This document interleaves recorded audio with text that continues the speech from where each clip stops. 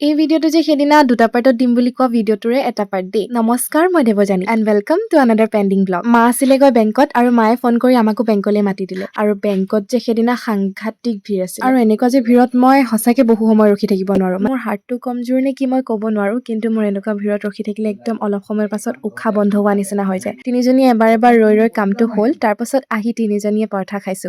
ইমান ভোক লাগিছিলে, গধূলি হৈ গ'ল তেতিয়ালৈকে দেই। মই যে কৈছিলো সেইদিনা ভিডিঅ'টো এইটো ব্লগ কমপ্লিটকে চালে আমাৰ হোৱাটা 18 ডে ব্লগহে হ'ল।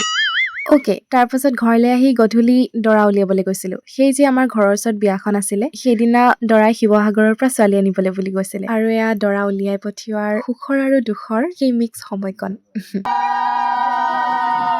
সেইজন আমাৰ পিতাশ্ৰী ওলাইছে দেই ভকত হৈ। আৰু এইফালে ৰাইজ ওলাই মেলি ৰেডি কইনা আনিবলৈ বুলি। এই কইনা আনিবলৈ যোৱা ফূৰ্তিটো যে বৰ বেলেগ ন। আমি পিছে যাবলৈ নাপালো, মানে যোৱাৰ কথা আছিলে, কিন্তু ঢেৰ কিবা কিবি প্ৰব্লেম। তাৰ পাছত সকলোকে বিদায় দি আমি ঘৰলৈ আহি মোৰ হাতেৰে বনোৱা পায়সৰ লগত চাহ খালো।